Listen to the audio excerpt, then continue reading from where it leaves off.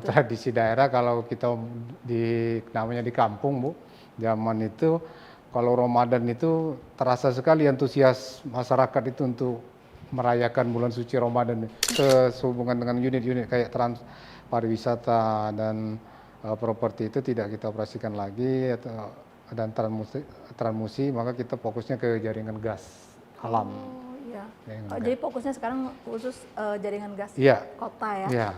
Gas alam ini perlu kami sampaikan bahwa gas alam ini penggunanya cukup ramah lingkungan dan hemat, juga aman dan nyaman. Jadi kita tidak takut dengan ledakan karena gas alam ini tidak mempunyai tekanan.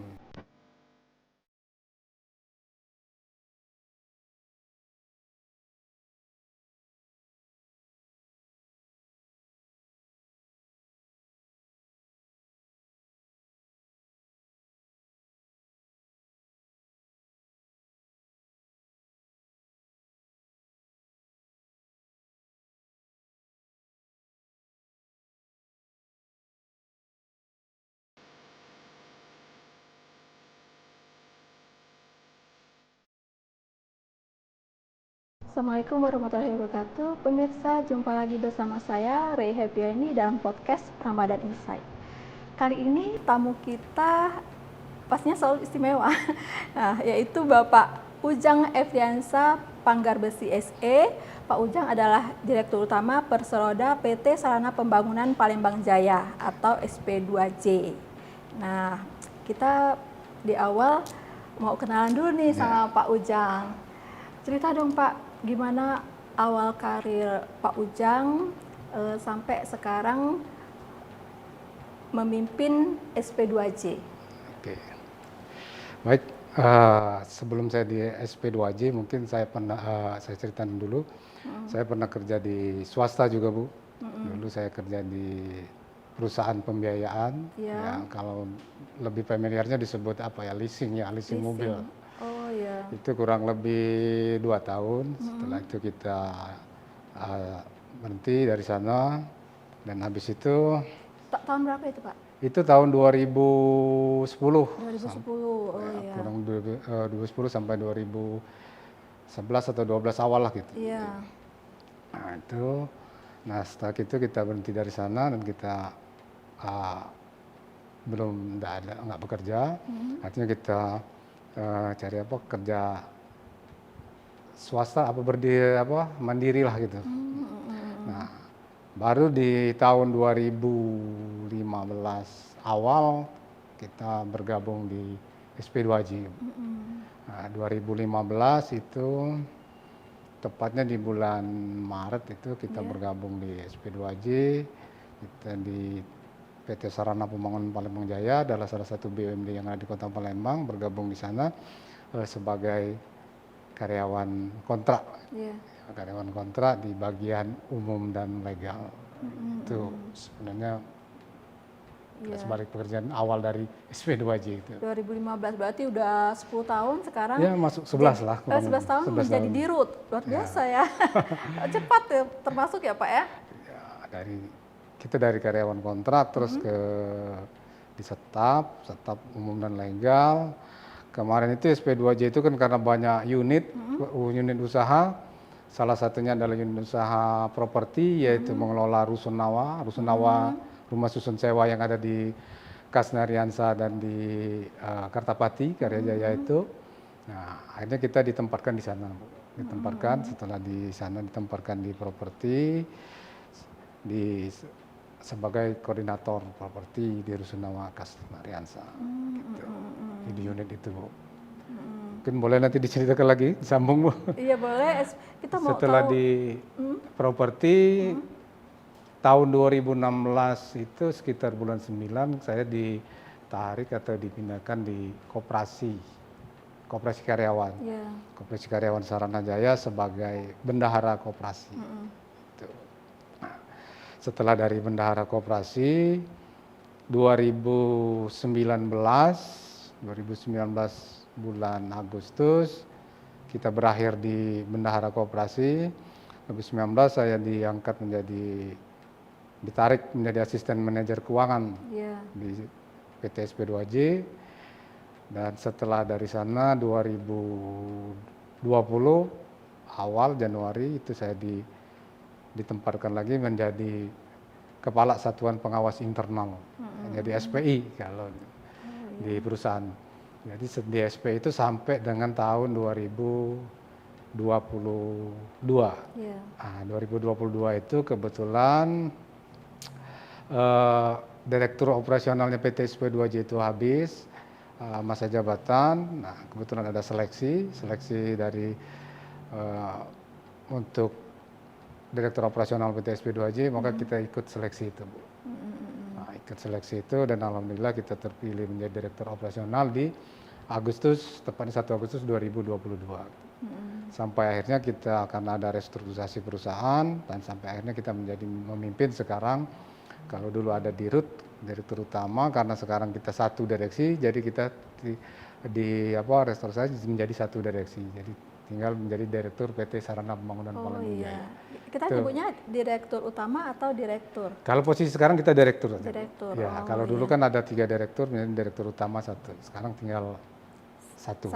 Ya. Oh iya. Itu untuk restrukturisasi dan efisiensi lah. Iya. Gitu.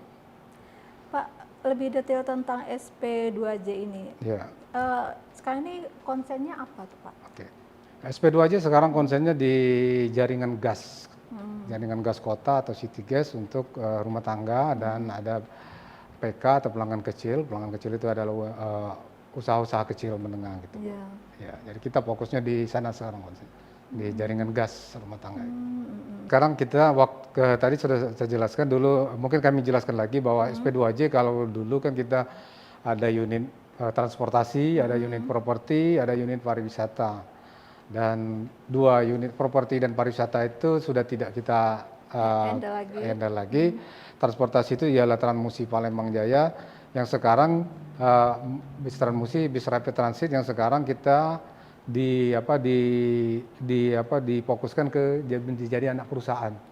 Anak perusahaan ialah Transmusi Palembang Jaya, yaitu ialah PT TMPJ yang sekarang yang mengelola, ada 1 koridor sekarang. Kalau dulu kan ada istilahnya teman bus, nah itu Bu sekarang. Jadi dia di situ. Jadi tinggal itu yang unit yang berusaha, dan ada lagi anak perusahaan yang kemarin itu memakai listrik tenaga gas yang di Sematang Borang. Itu. Mungkin itu, dan sekarang kita sehubungan dengan unit-unit kayak pariwisata dan properti itu tidak kita operasikan lagi, dan Transmusi, maka kita fokusnya ke jaringan gas alam. Jadi fokusnya sekarang khusus jaringan gas kota ya? Iya. Dan saat ini PT SP2J itu melayani kurang lebih 29.164 sambungan rumah tangga, nah, plus PK. Nah, sambungan rumah tangga ini mencakup di beberapa kelurahan. Tentunya tidak semua yang ada di Kota Palembang ini terlayani oleh jaringan gas, dan kami memahami keterbatasan itu karena investasi jaringan gas alam ini cukup tinggi. Yang dikelola oleh SP2J itu sekarang ada di 26 kelurahan, dan ada di kurang lebih tersebar di beberapa kecamatan, dan tidak seluruh kecamatan itu sudah teraliri, dan di kelurahan-kelurahan yang sudah jaringan gas itu juga belum juga semuanya teraliri jaringan gas. Yang udah dipasang belum semua teraliri? Iya, belum semua, dan jaringan gas ini belum semuanya teraliri. Gitu. Dan potensi daripada pengembangan jaringan gas ini masih cukup potensial di Kota Palembang, karena yang dialiri oleh jaringan gas alam yang ada di Kota Palembang yang baru terlayani itu sekitar 5% dari total wilayah atau penduduk yang ada di Kota Palembang. Jadi masih cukup banyak potensi itu. Dan gas alam ini perlu kami sampaikan bahwa gas alam ini penggunanya cukup ramah lingkungan dan hemat, juga aman dan nyaman. Jadi kita tidak takut dengan ledakan, karena gas alam ini tidak mempunyai tekanan. Dia cukup aman dan nyaman lah untuk digunakan, dan cukup murah juga. Kalau kita bandingkan, kalau kita konversi dengan tabung gas yang LPG 3 kg, gas alam ini dibandingkan dengan gas alam itu hanya beda sekitar 1.000 sampai 2.000 rupiah per meter kubik. Nah, kalau gas alam itu ada kilogram, nah jadi ketika kita konversi itu 3 tabung gas 3 kilogram itu selisihnya dengan gas alam itu cuma sekitar 2.000 atau 1.500 lah. Itu kalau di 3 kilogram, Bu. Tapi kalau kita konversi dengan yang non subsidi, yang kayak gas yang biru sama yang merah, itu cukup lumayan, cukup banyak. Kalau di tabung 12 kilogram itu kalau nggak salah di masyarakat itu bisa sampai 60.000 sampai 90.000 selisihnya per kilogram per tabungnya itu kalau ketika dikonversi dengan meter kubik. Nah, itu untuk gas alam. Dan untuk saat ini SP2J juga terus meningkatkan pelayanan dari gas alam ini ke rumah-rumah tangga, di mana kami untuk di bulan Ramadan dengan menyambut bulan Hari Raya Idul Fitri ini, kami melakukan ada semacam promosi pasang baru. Pasang baru rumah tangga itu kita yang kemarin tarifnya itu cukup tinggi, nah sekarang kita berbagi investasi, maka di masyarakat itu kami cukup mengenakan di 1.029.000. 1.029.000 itu minimal tarif pasang baru. Nanti selebihnya itu berdasarkan hasil survei di lapangan. Dan khusus untuk di bulan Ramadan dan menyambut Hari Raya ini kita ada 100 calon pelanggan pasang baru. Ini kita kasih voucher belanja senilai 100.000. Jadi ya. khusus 100.000. 100 pelanggan khusus yang 100 pelanggan pertama yang daftar, kita kasih voucher 100.000. Lumayan tuh. Belanja 100.000. Iya, voucher belanja 100.000. Iya, itu semua warga Palembang boleh daftar atau khusus yang udah terpasang jaringan? Ya tentunya yang sudah ada jaringan. Kalau yang belum ada jaringannya belum bisa karena ya belum ada jaringannya dan investasinya cukup lumayan tinggi. Dan ini juga sejalan dengan programnya Pak Wali Kota, Pak RDPS, bahwa untuk tetap menggalakkan pelayanan terhadap jaringan gas rumah tangga yang ada di Kota Palembang ini terus kita tingkatkan. Maka beliau sangat konsen dengan jaringan gas alam ini. Bagaimana caranya kita supaya Palembang ini paling tidak ada pertumbuhan pelanggan yang bisa di-cover untuk kebutuhan jaringan gas ini. Iya. Ini kan pertanyaannya ke Wali Kota ya Pak ya? Iya, sebagai pemegang saham kita. Jadi sumbangan PAD-nya larinya ke Kota Palembang? Ke Kota Palembang, ya. Jadi itu. Boleh disebut nggak? Atau nggak boleh? Kalau PAD kan kita SP2J ini kan karena bentuknya perseroda, saat ini perseroda dan bentuknya PT, maka yang dibelikan itu adalah berupa dividen. Dividen itulah yang bentuknya adalah yang salah satu bagian dari PAD. Nah, dividen ini SP2J mungkin saya sampaikan di sini, mungkin nggak apa-apa biar masyarakat tahu kita belum memberikan dividen. Dividen sesuai dengan aturan dan peraturan perundang-undangan yang berlaku. Karena PT SP2J sampai dengan saat ini kan belum bisa menyumbang dividen ke pemerintah, ke pemegang saham gitu. Begitu. Karena akumulasi kita masih negatif akumulasinya. Dari awal berdiri. Masih disubsidi gitu ya Pak? Saat ini kita nggak disubsidi, tapi kan berdasarkan peraturan dan undang-undang PT bahwa perusahaan dapat memberikan dividen apabila sudah mempunyai akumulasi laba yang positif. Akumulasi Bu ya, bukan laba berjalan gitu ya. Baik lagi ke profilnya Pak Ujang. Ya. Pak Ujang ini aslinya Sumsel pastinya Pak Sumatera Selatan. Tepatnya Lahat ya Pak ya? Lahat, Kecamatan Tanjung Sakti, Pumi. Ya.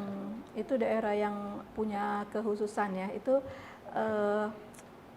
daerah yang secara agama interaksi antar agama cukup harmonis ya. Benar. Bisa cerita Pak? Ini terkait dengan podcast kita Ramadan Insight. Mungkin masa kecil Bapak di sana menjalani keseharian dengan tetangga-tetangga yang mungkin berbeda keyakinan. Silakan Pak. Jadi di Tanjung Sakti itu sebenarnya Ibu dari dulu toleransi itu sudah berjalan cukup baik. Itu dilihat dari di mana di Tanjung Sakti itu kan ada dulu terkenal misionaris atau ada gereja tertua kan ada di Tanjung Oh Sakti. iya. Jadi gereja tertua itu ada di Tanjung Sakti dan masyarakatnya juga multikultur lah. Ada dari Jawa, dari Batak itu membaur di sana dan alhamdulillah di Tanjung Sakti itu toleransinya cukup terjaga dengan baik. Sebagaimana ketika saya masih kecil, saya itu dari TK itu sekolahnya sudah di Saperius Oh iya. sampai dengan SD sampai dengan SMP. Tapi SD saya ada sebagian pindah ke negeri karena ikut orang tua tugas. Jadi saya pindah ke SD Negeri 1 Bunga Mas Kikip. Itu ada sekitar 2 tahun. Tapi saya balik lagi ke Tanjung Sakti. SMP itu di Saperius, Bu. Jadi cukup toleransinya cukup berjalan dengan baik lah. Apalagi di bulan-bulan suci Ramadan. Oh iya. Dan alhamdulillah sampai dengan sekarang tidak pernah terjadi hal-hal keributan yang isu-isu sara itu tidak ada. Itu. Iya. Bapak kan sekolahnya di Saverius pas bulan Ramadan gimana tuh Pak? Wah, itulah uniknya di Saperius Tanjung Sakti itu karena mayoritas itu di kelas itu Muslim, Oh iya. mayoritas Muslim. Justru Jadi yang Kristennya Katolik minoritas sih. itu ya? Ya minoritas, ya, Katolik. Ya berjalan ya seperti layaknya kita belum bahas Ramadan dan itu juga cukup ya dihormatilah di dalam menjalankan ibadah. Ya, alhamdulillah cukup baik. Iya. Ada yang berkesan misalnya Pak pas waktu kecil itu apa tuh rutinitas keluarga yang biasa dilakukan keluarganya Pak Ujang saat Ramadan misalnya? Oh, kalau rutinitas ya secara umum ya sama aja lah, mungkin tidak ada yang berbeda. Iya. Tapi mungkin yang membedakan mungkin tradisi daerah ya. Oh iya gimana Kalau tuh? tradisi daerah kalau kita namanya di kampung Bu, zaman itu kalau Ramadan itu terasa sekali antusias masyarakat itu untuk merayakan bulan suci Ramadan sampai ketika sahur juga habis sahur juga masyarakat apa tetangga-tetangga kan masih rame tuh Iya. kumpul-kumpul merayakan sahur di sesudah apa Ramadan ya. Mungkin itu yang paling sangat berkesan sebenarnya sama aja. Ya. Biasa ikut bangunin sahur nggak Pak Ujang? Oh, kayaknya kalau untuk bangunin sahur enggak. Oh, enggak, iya. Belum. Oh iya. Ya. Kalau makanan khusus mungkin yang selalu tersedia pas Ramadan? Kalau makanan khusus sih kayaknya enggak ada, normatif aja sih Bu. Tapi yang jelas air mineral atau air putih lah kata kita sebut. Oh, Bapak ini apa harus tersedia air Iya, mineral? sebelum kita minum lain pasti itu. Minum itu. Dari kecil udah begitu? Dari kecil memang udah begitu.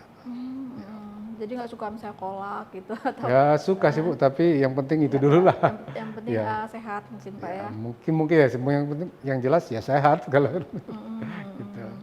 Pak, sekarang kan udah berkeluarga ya. Ya. Nah, ada nggak kebiasaan-kebiasaan di masa kecil yang sekarang dibawa juga di keluarganya Pak Ujang?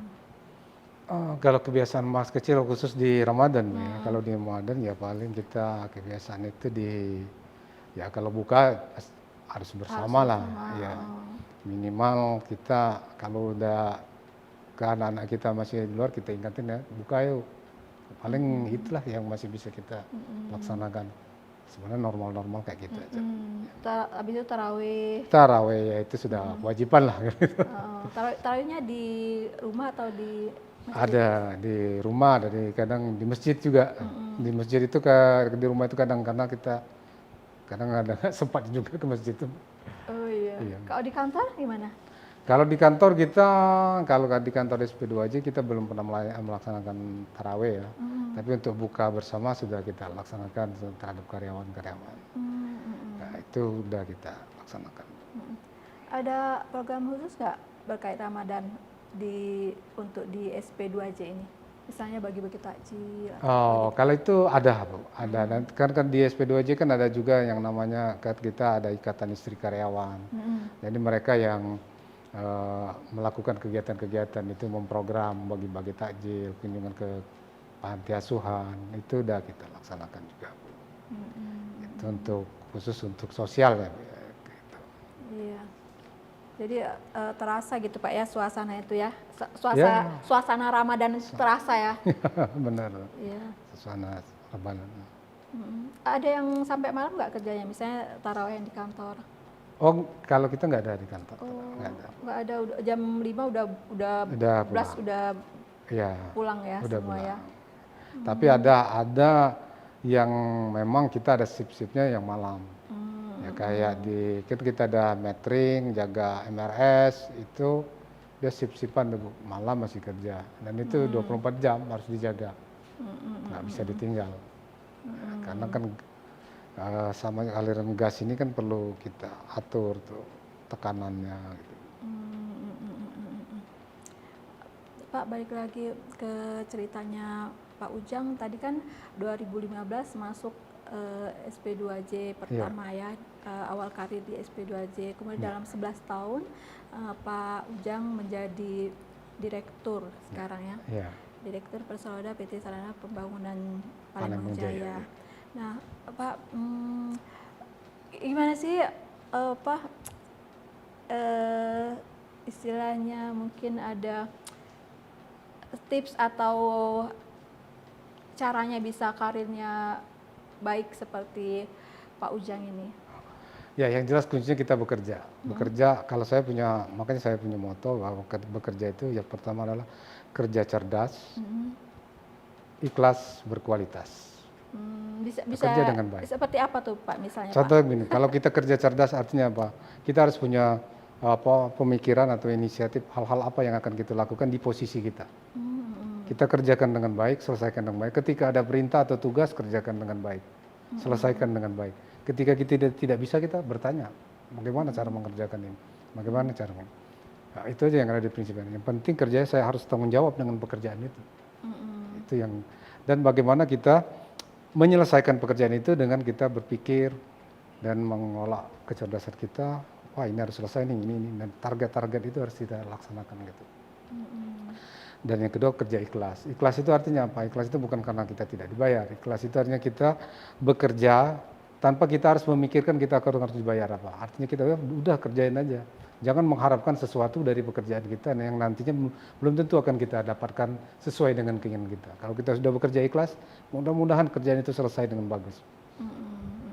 Dan berkualitas. Artinya berkualitas. Apa yang kita kerjakan? Kalau tadi sudah cerdas, sudah ikhlas, tentu kita mengharapkan kualitasnya harus bagus, no? Dan akan bermanfaat bagi perusahaan, baik perusahaan maupun diri kita sendiri. Itu aja. Kuncinya di situ, Bro. Iya. Tantangan khusus ada nggak, Pak? Jadi kan sebelumnya kan kita tarik pas Bapak awal jadi direktur operasional 2022 ya Pak? Iya, betul. Kemudian lanjut sampai sekarang menjadi direktur. Iya. Nah sebelumnya kan banyak sekali tuh concern dari SP2J ini, pernah ngurusin teman bus, terus ngurusin pariwisata juga. Terus sekarang fokus pada migas atau gas gas kota ya. Nah apa tuh tantangannya Pak? Banyak sekali kan pastinya dulu kasus. Saya ingat Pak sebelumnya ada kasus misalnya bus transmusi yang akhirnya ada beberapa kabar yang kemudian akhirnya tidak lagi dan sekarang menjadi teman bus misalnya. Iya, betul. Kalau bicara masalah tantangan memang cukup berat.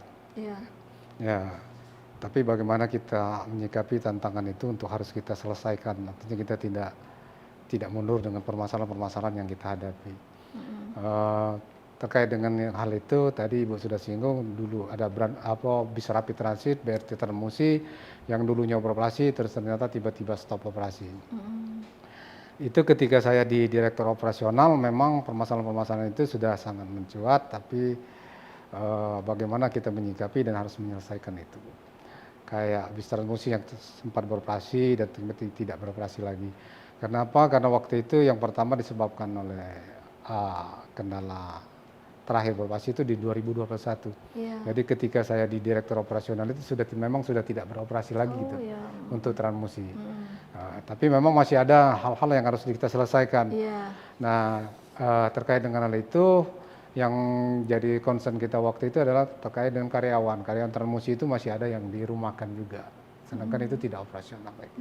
Dan itu mungkin tantangan terberat yang harus kita lalui dan kita selesaikan.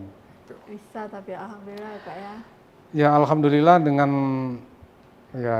dengan izin Allah dan tentunya dengan kita bagaimana cara kita bekerja untuk bagaimana menyelesaikan ini. Bagaimana nasib karyawan-karyawan yang dirumahkan, karena kita tidak ingin karyawan-karyawan yang dirumahkan itu tanpa status. Artinya mereka tetap di rumah dan dibayar gaji 50%. Sedangkan mereka tidak bisa bekerja lagi di tempat lain karena statusnya masih terikat dengan SP2J. Nah, ini yang harus kita selesaikan. Dan alhamdulillah kita negosiasi dengan karyawan-karyawan itu yang tadi dirumahkan itu cukup lumayan banyak. Itu kurang lebih 113 karyawan. Iya. Dan kita negosiasi, kita rapor, kita mediasi, dan akhirnya terjadi kesepakatan dan alhamdulillah bisa diselesaikan dengan baik. Alhamdulillah ya Pak.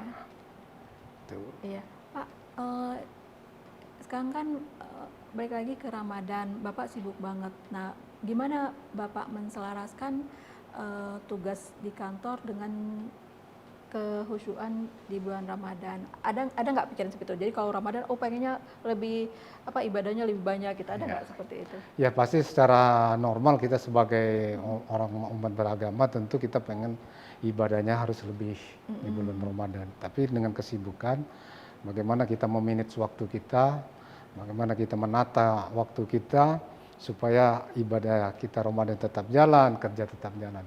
Yang pertama adalah kuncinya adalah kita bekerja di bulan suci Ramadan ini tentu dengan bekerja memohon hanya kepada ridho Allah Subhanahu wa taala. Kenapa? Kalau kita bekerja di bulan Ramadan artinya apa? Begitu kita sungguh-sungguh di bulan Ramadan kita akan mendapatkan pahala yang ganjaran dari Allah yang cukup lebih tinggi dari kita bekerja di sebelum bulan suci Ramadan. Berkali lipat gitu. Iya, makanya itu bulan Ramadan jangan kita menjadi hambatan untuk bekerja. Bagaimana kita memanage waktu, kita mengatur waktu kita, puasa, bekerja, dan mendapatkan pahala itu. Iya, jadi tetap produktif selama bulan Ramadan Tetap produktif selama Ramadan. Harus tetap produktif, jangan sampai kita gara-gara Ramadan menghilangkan semangat. Malah itu akan akan lebih membuat kita tidak punya semangat lagi untuk bekerja kalau gara-gara Ramadan. Gitu. Iya. Pak, ada pengalaman spiritual khusus nggak Pak? Misalnya Bapak tuh pengen banget mau dapat malam Lailatul Qadar misalnya tuh. Setiap kita sebagai umat Islam pasti pengen. Tapi bulan Ramadan tentu ada pengalaman yang paling berharga bagi saya itu ketika kita diuji dalam keadaan sakit. Oh iya. Ya. Saya mungkin cerita di sini saya sudah pernah merasakan sakit, tapi di bulan Ramadan sakit apa Pak? Kemarin itu cukup lama kita sakit itu di pencernaan. Kalau di ponis dokternya pencernaan, kayak emas segala macam. Tapi alhamdulillah ternyata sakit itu kalau kita berobat ke dokter tentunya dan kita menterapi diri sendiri diikuti dengan puasa, ternyata alhamdulillah itu bisa menyembuhkan dalam artian bisa membuat kita akan lebih baik. Kemarin waktu saya di ponis pencernaan, maka saya itu melakukan bisa nggak nih puasa nih, kan biasanya kalau orang-orang sakit emah kan ini sakit emah nggak bisa puasa, nggak bisa tahan.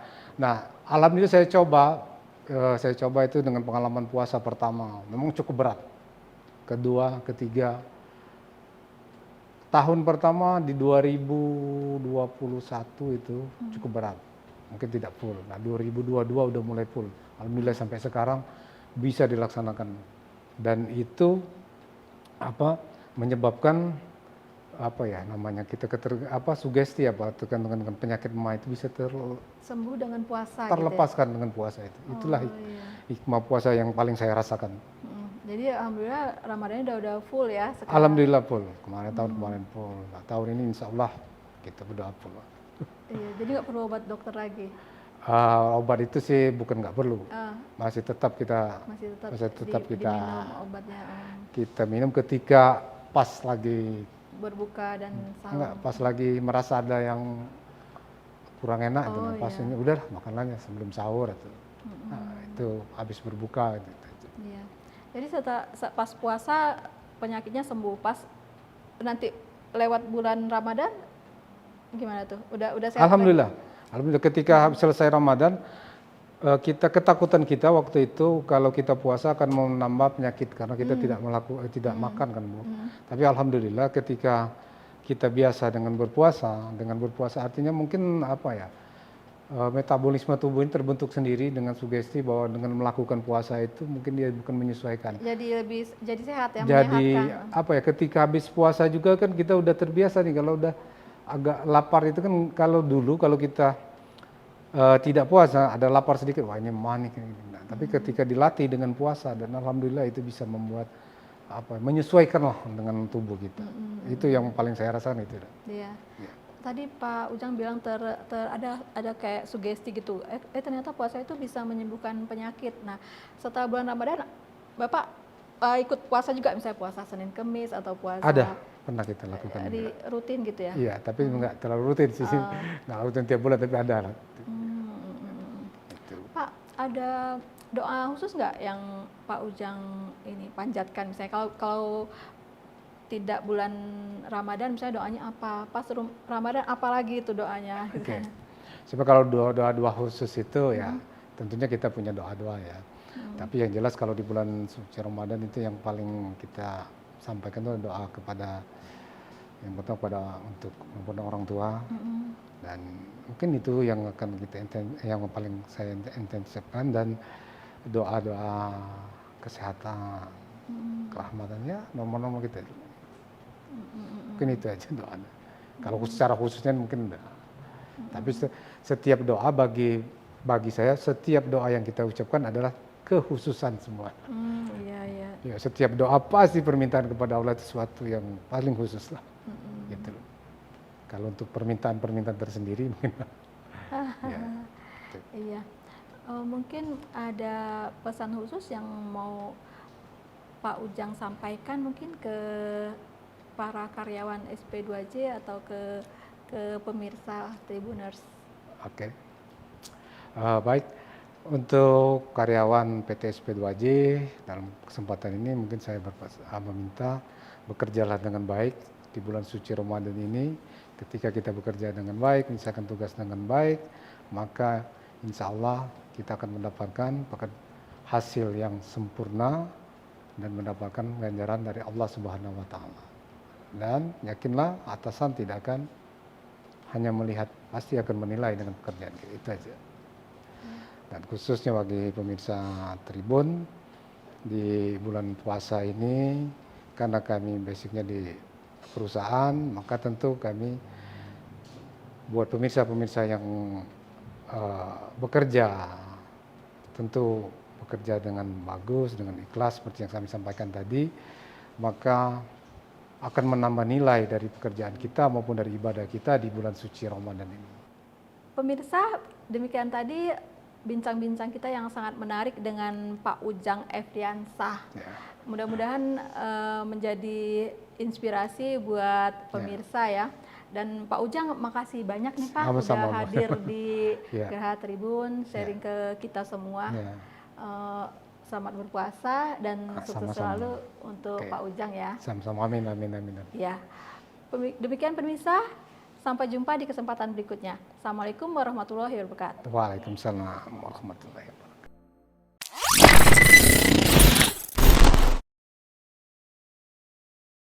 Setiap gerak kami adalah fondasi untuk menjadi perusahaan energi kelas dunia yang peduli lingkungan. Kami memasuki era digitalisasi dan elektrifikasi untuk meningkatkan kapasitas produksi dan efisiensi. Kami tak sekedar mengeksplorasi, tapi juga peduli pada masa depan planet bumi. Kami persembahkan sebuah warisan energi tanpa henti untuk negeri ini.